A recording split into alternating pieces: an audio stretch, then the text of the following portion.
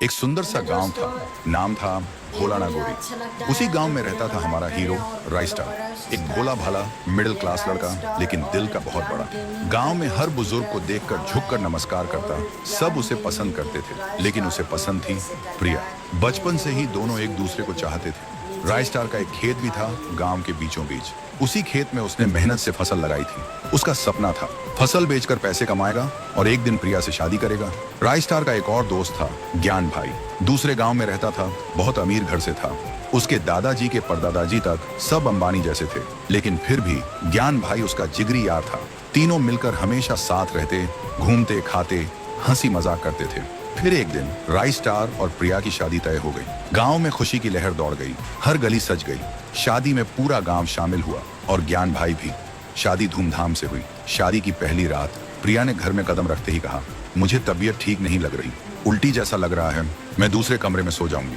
राइस्टार मुस्कुराते हुए बोला, ठीक है, कोई बात नहीं। रात को राइस्टार सो रहा होता है, तभी दूसरे कमरे से अजीब सी आवाजें आती हैं। वो धीरे से उठता है और दबे पांव दूसरे कमरे में जाने लगता है, और फिर जो देखता है उसकी आंखें फटी की फटी रह जाती हैं। सामने प्रिया और ज्ञान भाई एक ही बिस्तर पर लेटे हैं। दोनों हंस रहे थे। ज्ञान भाई बोला, राइस्टार को अच्छे से बेवकूफ बनाया ना? प्रिया बोली, हाँ, इसे तो समझ ही नहीं आया कि हम कब से साथ हैं। राइस्टार चिल्लाया, प्रिया, हम दोनों तो बचपन से एक दूसरे को पसंद करते हैं, इसलिए आज शादी हुई। और ज्ञान, तू तो मेरा भाई से बढ़कर था, तो फिर ऐसा क्यों किया? प्रिया हंसी और बोली, प्यार सिर्फ नाम का, असली प्यार तो ज्ञान से है, और शादी वो तो बस एक दिखावा था, तेरे खेत और पैसों के लिए। राइस्टार की आंखें भर आईं, कांपती आवाज में बोला, मैंने तुम दोनों से सिर्फ प्यार किया, भरोसा किया।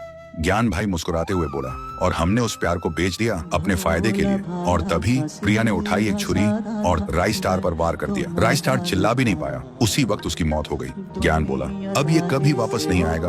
और प्रिया ने झुककर राइस्टार के कान में कहा, अब तेरा सपना भी गया और तू भी।